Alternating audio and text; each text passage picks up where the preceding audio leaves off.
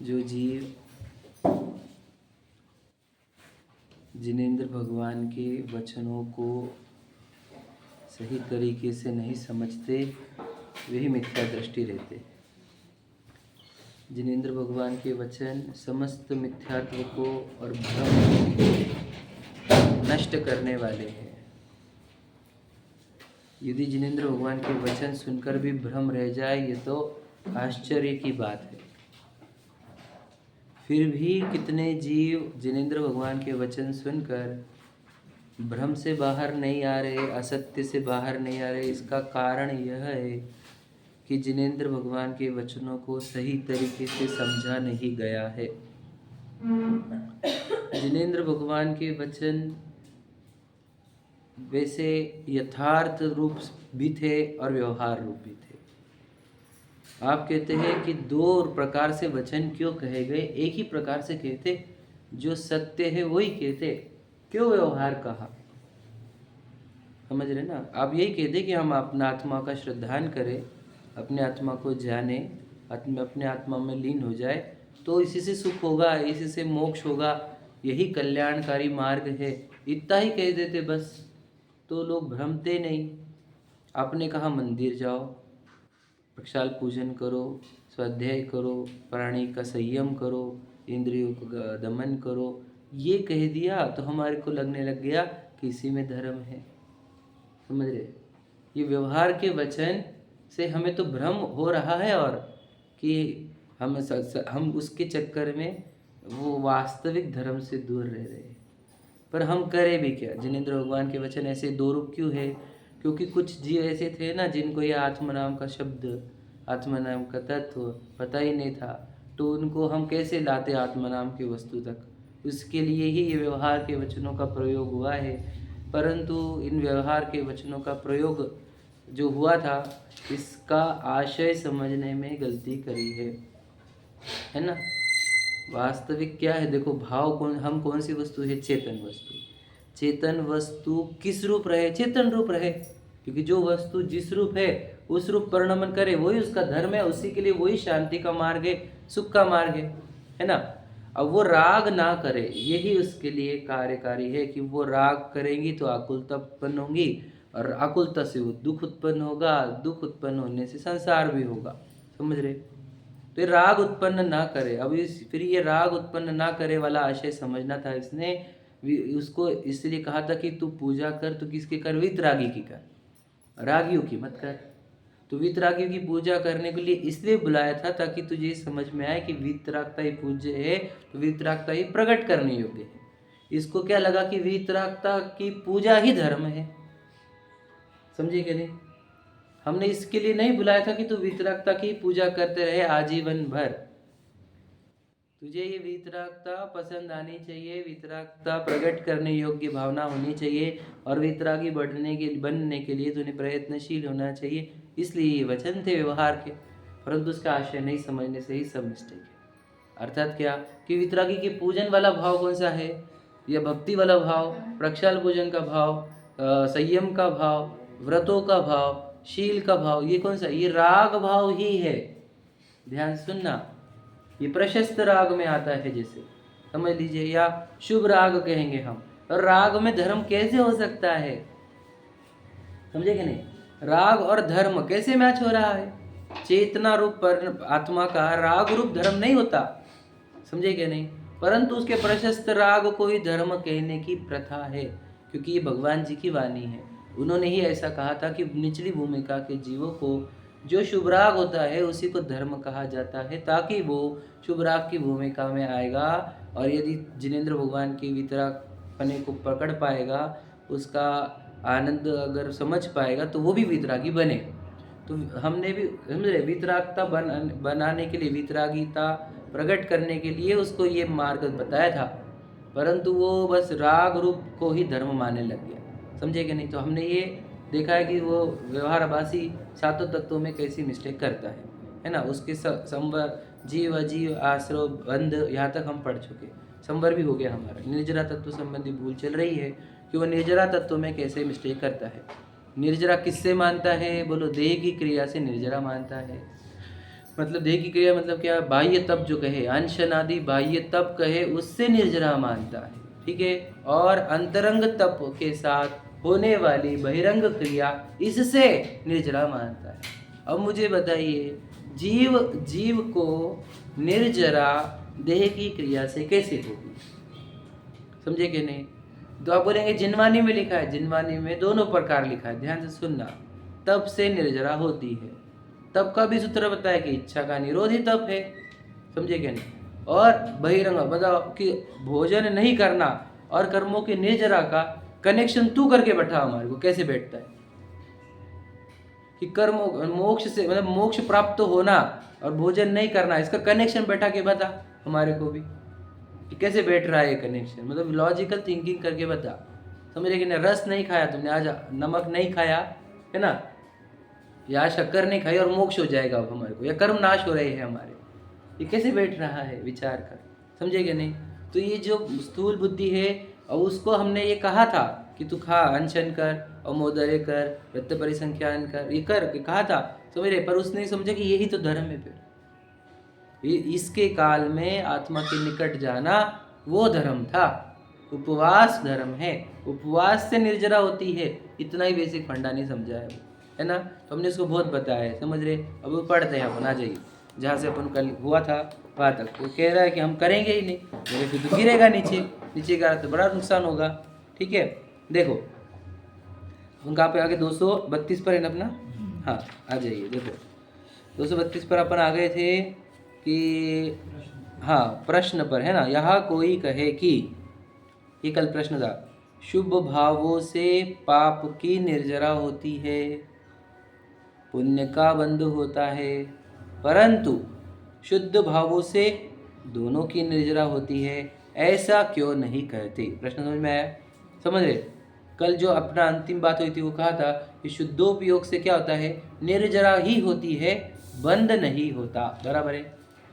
शुद्धोपयोग से निर्जरा ही होती है, बंध नहीं होता। कि शुद्धोपयोग क्या है, कौन सा भाव है, बताया था मैंने, शुद्ध भाव कहा जाता है उसको। शुद्ध भाव क्यों कहा जाता है? जिसमें कोई मलिनता नहीं है। मलिनता किसकी?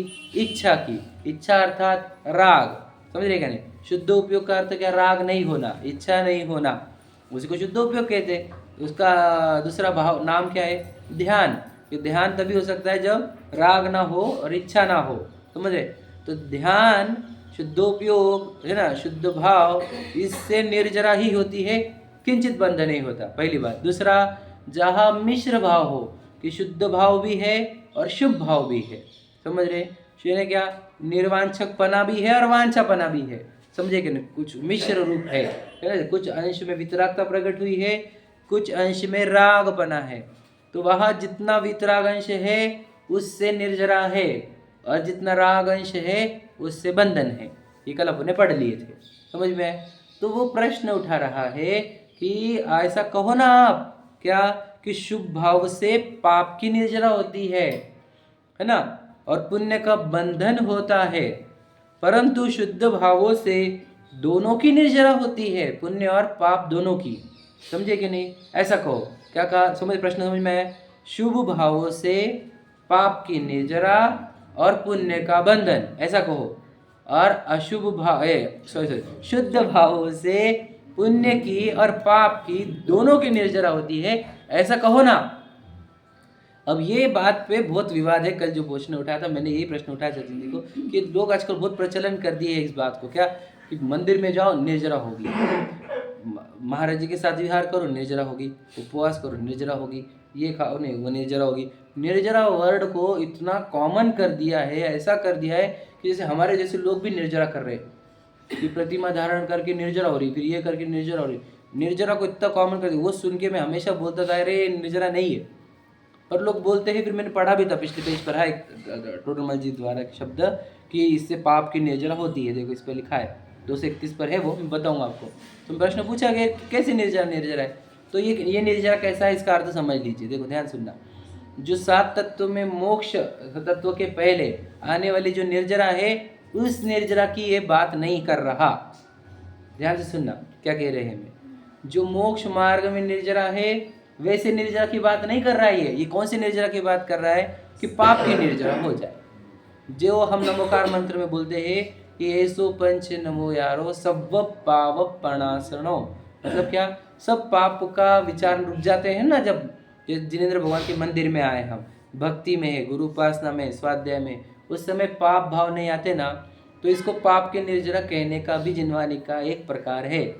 अब इन लोगों को क्या लगने लग गया कि ये पाप का रुकना ही निर्जरा है।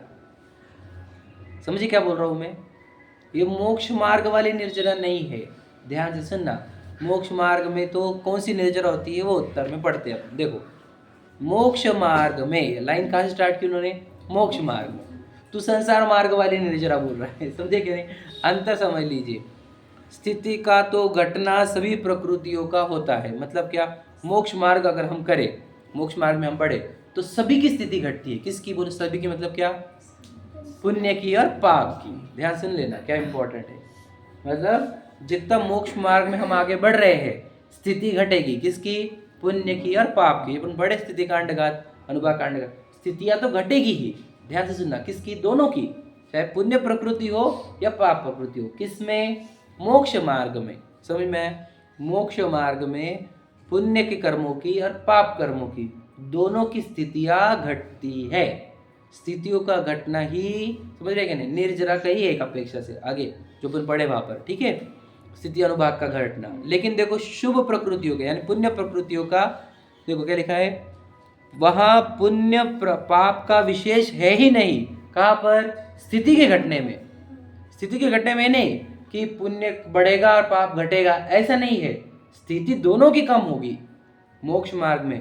पुण्य कर्मों की भी स्थिति कम होगी, पाप कर्मों की भी स्थिति कम होगी। स्थिति कम होगी का अर्थ क्या? कि दोनों के काल, जो फल देने का काल है वो घट जाएगा। वो घटकर एकदम कितना हो जाएगा? याद रखना, वो हमने बताया कितना, एक भव जितना भी रह सकता है। समझ रहे? एक प्रायोग्य लब्धि में अंत कोड़ा कोड़ी हो जाता है। बराबर है क्या नहीं? तो यहाँ पर क्या कह रहे हैं कि जब मोक्ष मार्ग बढ़ते तो स्थिति इतनी घट जाती है, याद रखना, इतनी स्थिति हो जाती है किसी किसी की कि वो आयु जितनी रह जाए, अघातियों की। समझ रहे क्या नहीं? आयु जितनी रह जाती है, घातिया की उससे भी कम। समझे क्या नहीं? तो ये मोक्ष मार्ग में जब बढ़ते हैं तो पुण्य और पाप दोनों कर्मों की स्थितियां घटती है। उसमें अलग अलग करने की जरूरत नहीं है। लेकिन देखो, और अनुभाग का घटना, अभी देखो अनुभाग का घटना, पुण्य पाप, देखो पुण्य प्रकृतियों में शुद्धोपयोग से भी नहीं होता। क्या समझे? अब ये आपके ट्विस्टिंग है, समझ रहे क्या है? देखो कि पुण्य प्रकृतियां है। हाँ देखो, दो प्रकार से निर्जरा कही थी अपन ने, सुनी थी वहां पर। एक स्थिति का घटना, अनुभाग का घटना। अनुभाग मतलब क्या? फलदान शक्ति। बराबर है? कितने पावरफुली वो आपको अफेक्ट करेगा। समझे कि नहीं? अनुभाग मतलब कितना पावरफुली वो फल देगा आपको। ठीक है, तो अनुभाग कहा जाता है उसको। अनुभाग मतलब क्या? फल देना, कर्मों का फल देना। तो कहते हैं शुद्धोपयोग करने से पुण्य का अनुभाग घटता नहीं है। समझे? ऐसे कह रहे वो, देखो लिखा है। और ऊपर कहा था अपन, देखो पुण्य प्रकृतियों में शुद्धो, देखो अनुभाग का घटना पुण्य प्रकृतियों में शुद्धोपयोग से भी नहीं होता।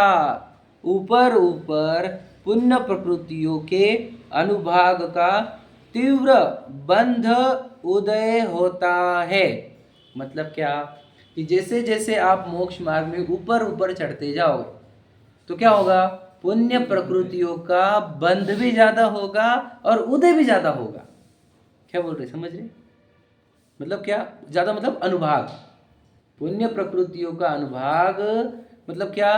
उदय भी, मतलब उदय भी ज्यादा होगा। जो है पहले प्रकृतियां पड़ी हुई उसका उदय भी ज्यादा होगा और बंधन भी होगा। तो पुण्य प्रकृतियों का बहुत अनुभाग वाला बंधन होगा। तीर्थंकर प्रकृतियां, 33 सागर, सर्वार्थ सिद्धि, ये सब कहाँ से आएगा? समझ रहे क्या नहीं? हाँ, युद्धोपयोग के कारण मतलब ऊंचे ऊंचे बढ़ते हुए। समझे क्या नहीं? मतलब ये सातवें अवस्था में महाराज जब जितना शुद्ध रूप में लीन होते हैं उतना पुण्य बढ़ता रहता है। हाँ समझे? तो मतलब मुझे अब तक लगता था कि पाप की हाँ, लेवल घटती है ना, मतलब कर्मों की निर्जरा होती है। कर्मों की निर्जरा होती है। पर हाँ, ये वाला थोड़ा सा इसलिए थोड़ा ये टेक्निकल, वो बेसिक नॉलेज था हमारा। अब ये एक्सपर्ट लेवल पर पढ़ रहे हैं हम। समझ रहे क्या? तो शुद्ध उपयोग में तो दोनों के भी निर्जरा होनी चाहिए, यही तो हाँ वही, बिल्कुल यही। मुझे तो वहाँ हम भी से- यही पढ़े हैं ना, हमने यही सुना है, लेकिन अभी एक्सपर्ट लेवल पर सीख रहे हैं अपन, मतलब ऊंचे लेवल समझो क्या। क्रिया ऐसे करी क्या कि वह पुण्य पाप का विशेष है नहीं। मैं समझाया ना, मैंने क्या बताया, स्थिति दोनों की घटेगी, इसका अर्थ वहां पर पहली लाइन स्थिति के बारे में बोल रही है, समझे क्या नहीं। पुण्य और पाप दोनों की प्रकृतियों की स्थिति तो घटेगी। देखो अब आप बताओ कि स्थिति घटाना और अनुभाग घटाने में, दोनों में आपको ऑप्शन दिया जाता है, ठीक है। आप सबको ध्यान सुनना कि कर्म, आपके पास कर्म का स्टॉक है, ठीक है। तो अब हम आपको पूछते हैं कि आपको दो ऑप्शन है, स्थिति घटाना या अनुभाग घटाना। तो सोचिए, बोलिए कि आप कौन क्या घटाना चाहेंगे, दोनों में से एक ही घटा सकते हैं, स्थिति या अनुभाग, बताइए।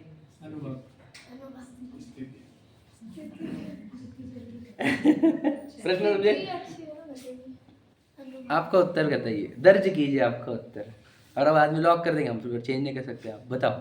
स्थिति घटाना चाहेंगे कि अनुभाग घटाना? बेस्ट समझती क्या स्थिति अनुभाग?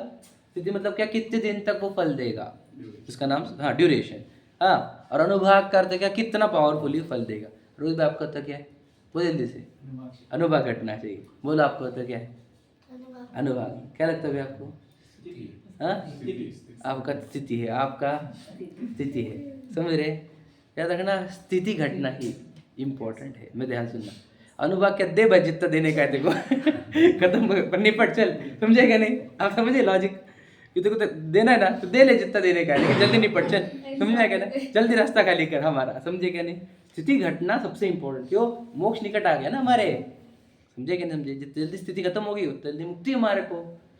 तो शुद्धोपयोग से स्थिति घटेगी, किसकी भी, पुण्य की भी और पाप की भी, याद रखना स्थिति, समझ गए? अब बात क्या चल रही है कि कुछ काल तो जब तक हमारे, देखो अब मान के चलो, मान के चलते हैं, एग्जाम्पल है ये, एक्चुअल में नहीं एग्जाम्पल, कि दो भव तक की स्थिति घटा ली हमने, समझ लीजिए, एक देव का, बाद में मनुष्य का, दो, बाकी सब पूरी स्थिति कब क्या कर ली हमने, दो भव तक ला के रख ली, ठीक है, कि दो भव के बाद अब मुक्ति है, ठीक है।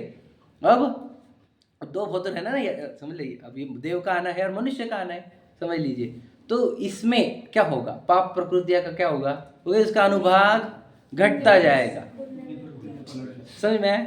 और वो कन्वर्ट भी हो जाएंगे पुण्य प्रकृति में, बराबर, पाप प्रकृतियां पुण्य में कन्वर्ट हो जाएंगी, और उसका अनुभाग रहे, जो कन्वर्ट नहीं, उसका अनुभाग एकदम मंद या मंदतर, समझ में आया कि नहीं? उसका आएगा नहीं।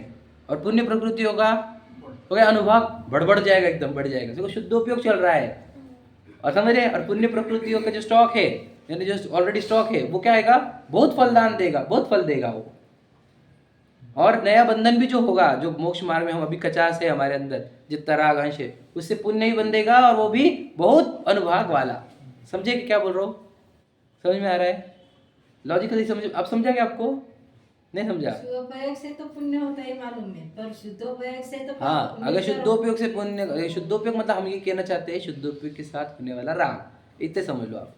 अब देखो शुद्धोपयोग मतलब क्या, वो पूरे ध्यानस्थ हो गए तो कर्मों की निर्जरा होने ही वाली है, और वो ध्यान कर पा रहे क्या, नहीं कर पा रहे ना, तो शुभ राग जो है ना, उससे हो रहा है वो। अब वो थोड़ा टेक्निकल है, अच्छा, छठे सातवें की बात चल रही है। मूलता तो वैसी बात चल रही यहाँ पे है, जो ठीक। बोला है अनुभाग का तीव्र बंध उदय, हम्म, तो ये 12वें स्थान तक, हाँ, क्योंकि 10वें तक बंद, 10वें तक रहेगा, क्योंकि राग 10वें तक है, तो बंद 10वें तक पकड़ा, और उदय तो 13वें तक भी है। एक्चुअली कर्म का जो घटना वो तो तेरे गुण स्थान की बात ही 14वें में ही है। बोला है। तुम प्रदेश वाला बोल रहे हो। नहीं, तुम ये जो अगर निर्जरा प्रदेशों की बोल रहे हो तो वो 14वें में होगी, मेन प्रदेशों की मतलब क्या, कर्म परमाणु निकल जाना, हाँ। वो तो 14वें में ही होगी, समझे क्या नहीं?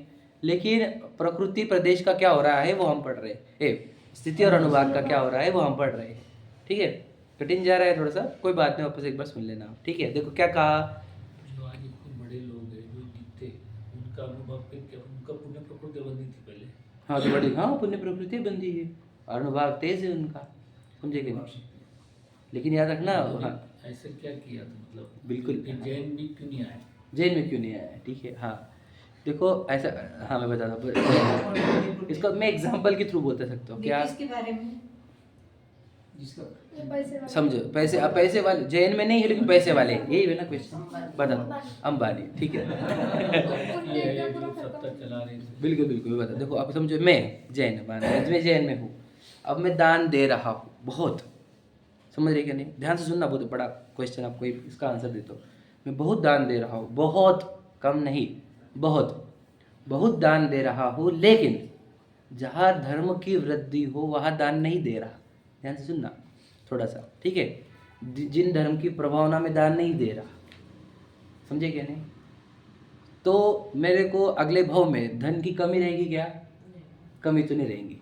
और जैन धर्म मिलेगा क्या? वो भी नहीं मिलेगा। आप समझ, ऐसे इस टाइप का पुण्य है उनका। समझिए क्या कह रहा हूँ मैं? हाँ, वो तो पापनबंदी है ही है, लेकिन बोलना क्या है कि उन्होंने जिन धर्म लाने जितना पुण्य नहीं किया, सिर्फ धन लाने जितना पुण्य किया। देव को पूछते वो भी सातिशय, सातिशय इसी को कहा जाता है। देव शास्त्र गुरु के निकट रह गए, ये सातिशय है। समझ लीजिए, आप क्या मोक्ष मार्ग के निकट आ गए ना आप, तो समझ रहे क्या नहीं? तो मोक्ष के निकट आ गए हैं, तो ये सातिशय, वो तो एकदम निकृष्ट क्वालिटी का है।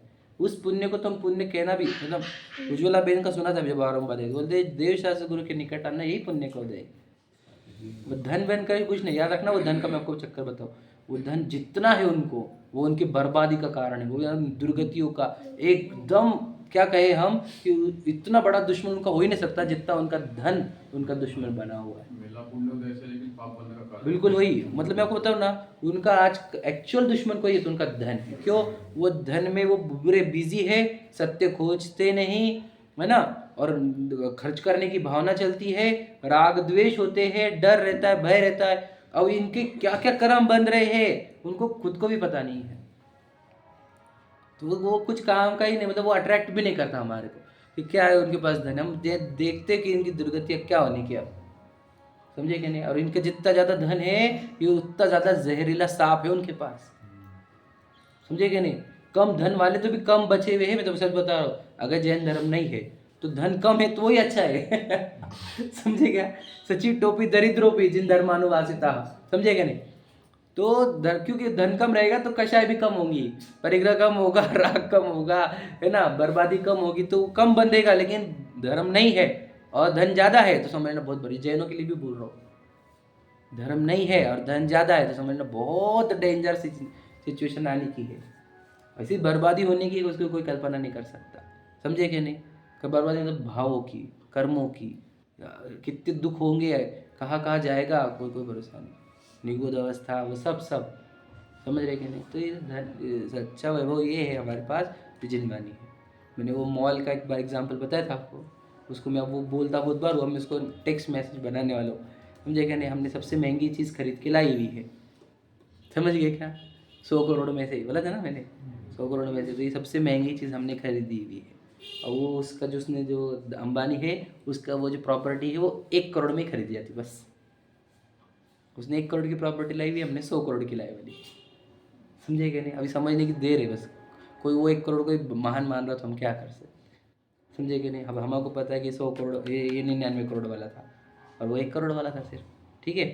चलो पढ़ते हैं कि अनुभाग का घटना व पुण्य प्रकृतियों में शुद्धोपयोग से भी नहीं होता। ऊपर पुण्य प्रकृतियों के अनुभाग का तीव्र बंध उदय होता है और प्राप्त प्रकृतियों में परमाणु पलटकर शुभ प्रकृति रूप होते हैं। ऐसा संक्रमण शुभ तथा शुद्ध दोनों भाव होने पर होता है, समझ में गए? इसलिए पूर्वोक्त नियम संभव नहीं है, विशुद्धता के ही अनुसार नियम संभव है।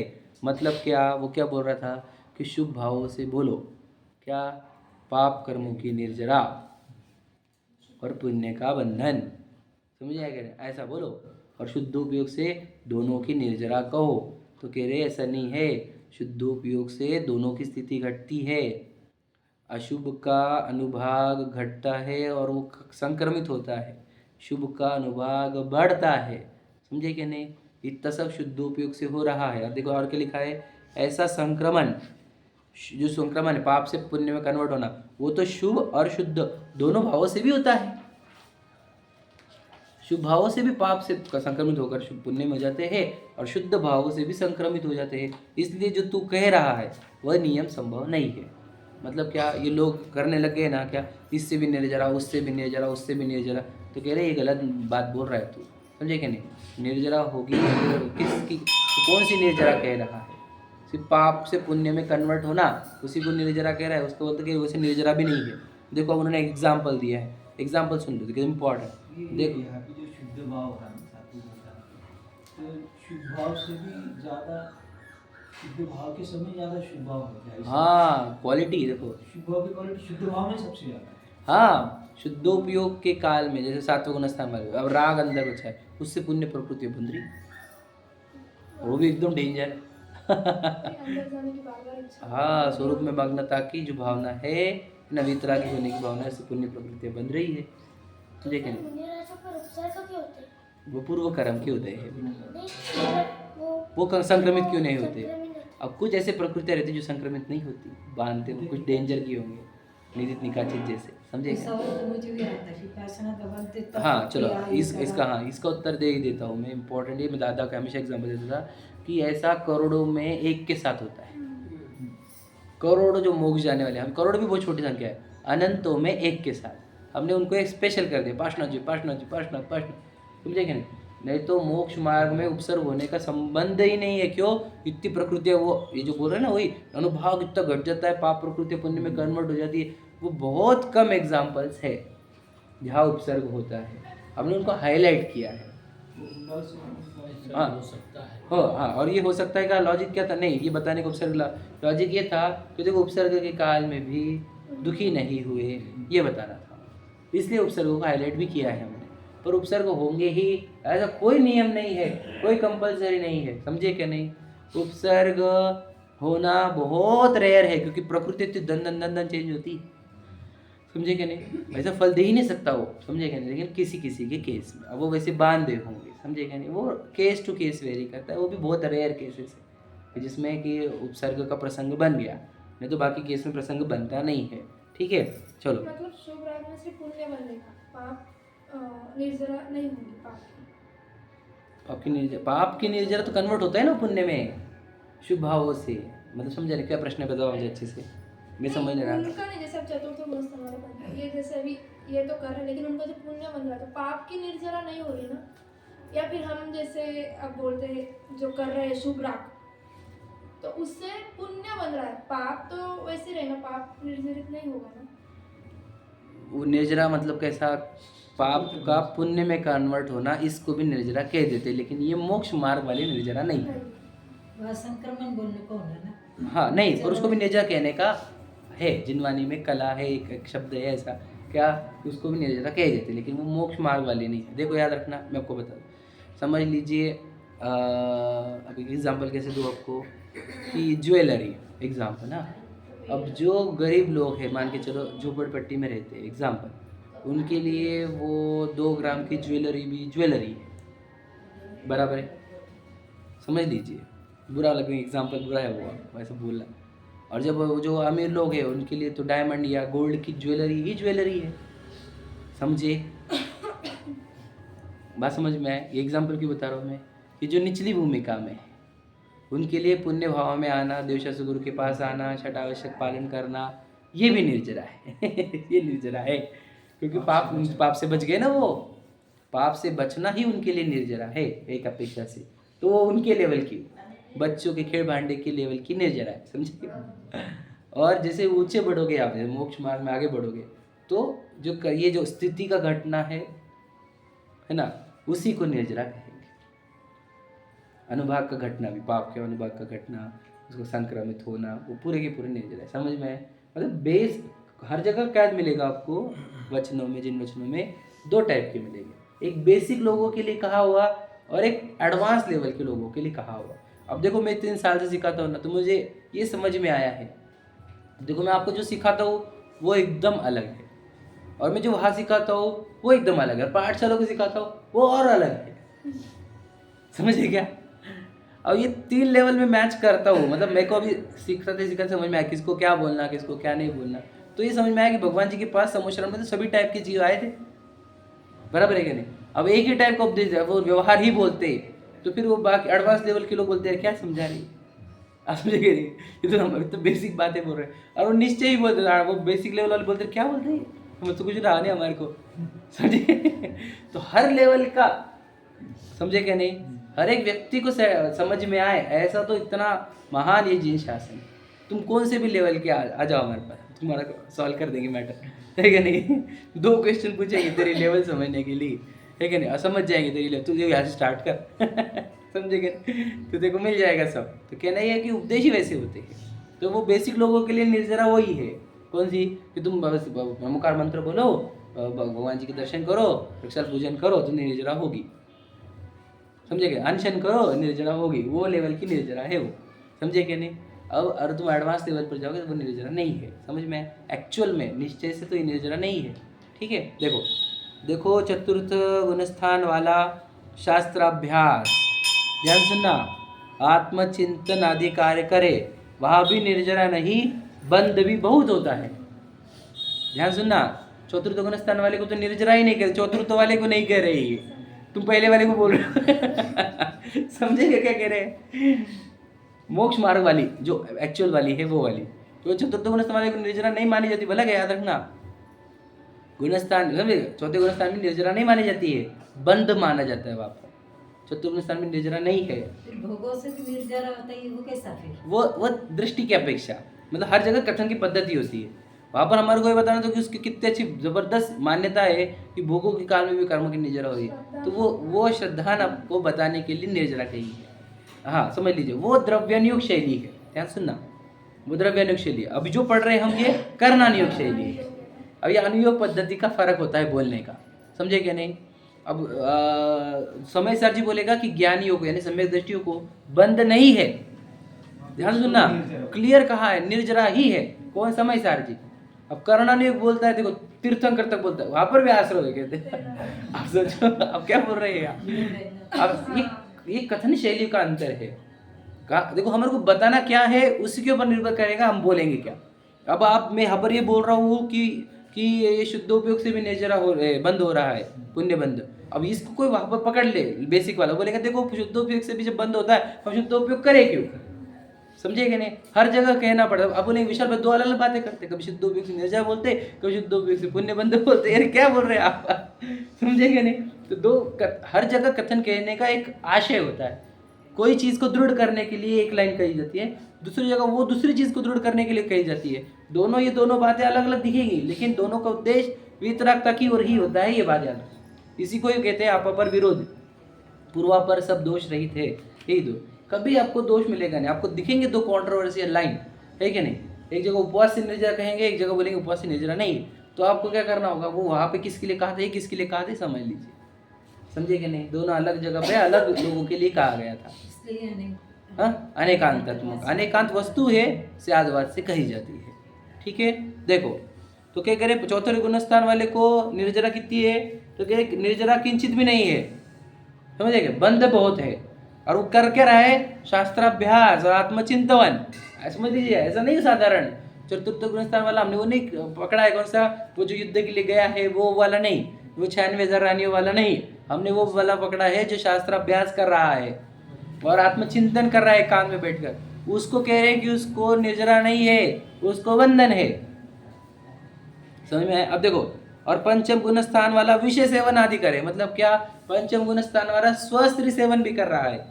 ध्यान से सुन लेना क्या कह रहे हैं, बड़ा कठिन लगेगा आपको सुनने को, समझ रहे क्या नहीं, वहां भी उसके गुण श्रेणी निर्जरा होती है, समझ गए, गुण श्रेणी बंध भी थोड़ा है।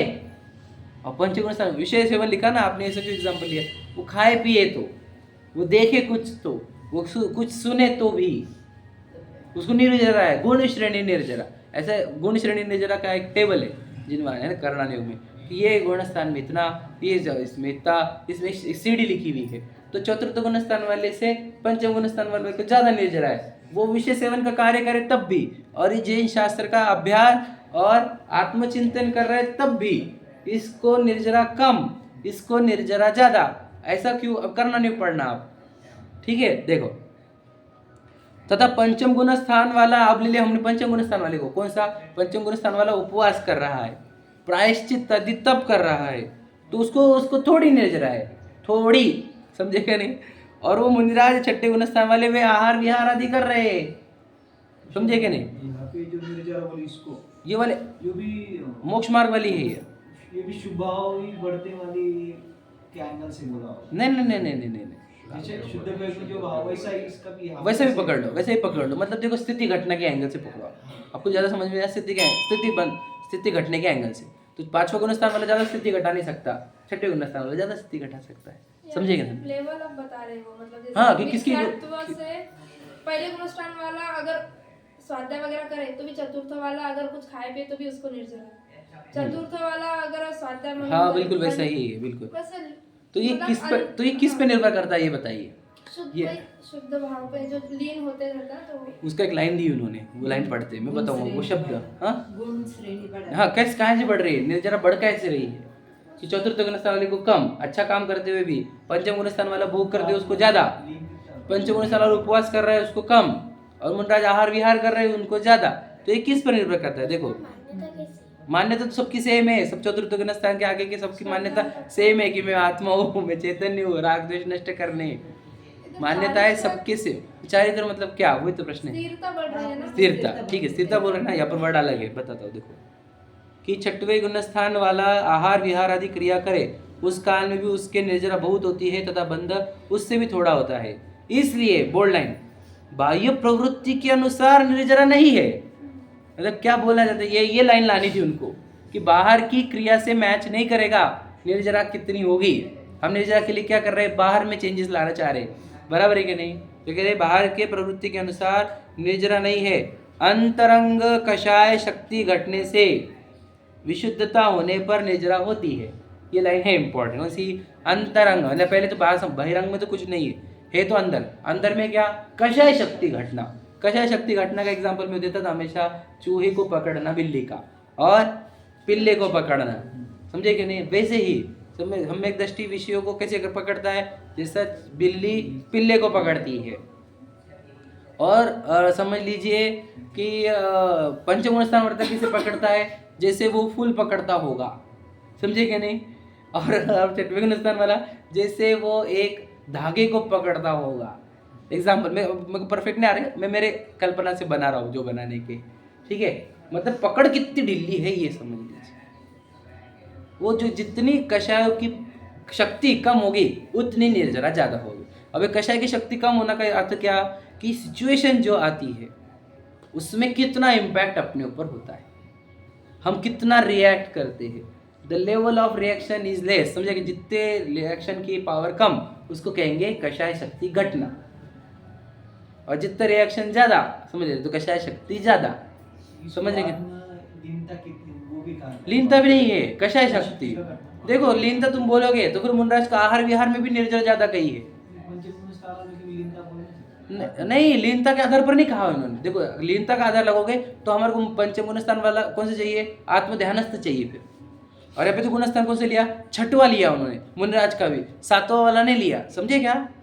छठवें गुणस्थान में पांचवें गुणस्थान वाले व्यक्ति के से भी ज्यादा, छठवें गुणस्थान मतलब कौन सा है, शुभोपयोग वाला है, और उसमें भी निर्जरा ज्यादा कह रहे। तो कौन से आधार पर, आत्मलीनता के आधार पर नहीं। अगर उनको आत्मलीनता बतानी होती तो सातवां गुणस्थान बोलते, समझे कि नहीं समझे? तो ये श्रद्धा की अपेक्षा, हाँ, आंतरिक शुद्धि। आंतरिक शुद्धि मतलब कषाय शक्ति घट जाना। कषाय शक्ति घट जाना मतलब क्या, निर्लेप, ऐसे समझ लेना, देह का ऐसा भेद ज्ञान या ऐसा हम क्या कहें, देखो न्यूट्रलिटी, सादी भाषा में बोलूँ, तुम्हारी न्यूट्रलिटी कितनी बढ़ रही है। The level of neutrality is कषाय शक्ति, समझे कि नहीं? तुम शुद्ध परिणति भी बोल सकते हो उसको एक अपेक्षा से, कोई गलत नहीं है, समझे कि नहीं? लेकिन हमारे को जो समझना है वो क्या है, कषाय शक्ति वर्ड है। तो जितनी कषाय, वो मुनराज छठवें गुणस्थान में कषाय शक्ति एकदम ढीली है उनकी।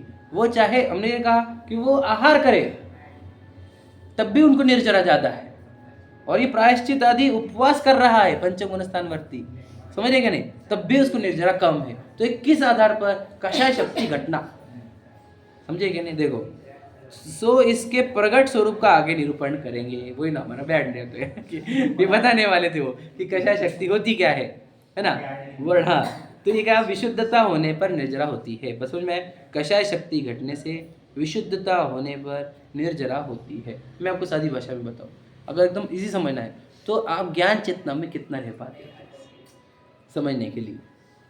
जिसकी ज्ञान चेतना ज़्यादा उसको निर्जरा ज़्यादा सादी भाषा में, जिसको ज्ञान चेतना कम तो उसकी निर्जरा कम, एकदम सिंपल है। तो श्रद्धान के लेवल पे आए। नहीं, श्रद्धान तो बिल्कुल भी नहीं यार, कषाय शक्ति कहा ना। कषाय मतलब क्या हो गया? राग द्वेष। राग द्वेष मतलब चारित्र। चरित्र पे आए। हाँ, स्थिरता नहीं ले रहे। श्रद्धान के बेस पर तो है ही नहीं, श्रद्धान सबका सेम है, श्रद्धान सेम है। निर्जरा होगी किससे? चारित्र से। चारित्र मतलब क्या? स्थिरता। स्थिरता मतलब क्या? राग द्वेष नहीं होना, कषाय नहीं होना, समझे क्या नहीं? अब इसको कषाय नहीं होना को स्थिरता एंगल लगा रहे हो, पर वो स्थिरता कैसी चाहिए? अब वो थोड़ा सा और टेक्निकल है, लब्ध रूप होती है वो स्थिरता, समझे क्या नहीं? वो भी समझना होगा। तो जितनी कषाय पावर कम हुई उतनी निर्जरा होती जाएगी। तो हम धर्म के निकट दूर किससे पकड़ना? कषाय शक्ति से ही समझे क्या? ये मत पकड़ना मैं कितने घंटे सिखाता हूँ, कितने घंटे पढ़ता हूँ, समझे क्या नहीं? मैं कितना पढ़ता हूँ, सुनता हूँ, नहीं। कषाय शक्ति कैसी है उसके ऊपर। कषाय शक्ति कम तो मतलब निर्जरा हो, मतलब धर्म के निकट।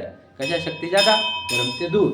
समझ में आएगा क्या? कभी अच्छा का कुछ नहीं। कुछ नहीं, बिल्कुल सही बात है, एकदम सही। मेरा शिवक्षम ज़्यादा है तो मेरे को धर्म के नज़दीक हूँ मैं, और आपका शिवक्षम कम है तो आप धर्म से दूर हो, ऐसा नहीं। मेरी कषाय शक्ति ज़्यादा है तो मैं धर्म से दूर हूँ, आपकी कषाय शक्ति कम है तो आप धर्म से नज़दीक, समझेगा नहीं? शिवक्षम से तुम्हें बहुत दिखोगा दुनिया के लेवल पे, बहुत बढ़िया शिवक्षम में, उससे धर्म चेक होगा कषाय शक्ति, समझेगा नहीं? ये निर्जरा के एंगल से। और अगर अपने लेवल पे देखा जाए तो श्रद्धान से, कि आप क्या स्वयं को क्या स्वीकारते हो, क्या विचार करते हो, वो उसी के ऊपर। पहले श्रद्धान फिर कषाय शक्ति नहीं तो कषाय शक्ति कम करने के लिए प्रयत्न करोगे, श्रद्धान उल्टे के उल्टे, वो मत करना ठीक है, चलो सहजा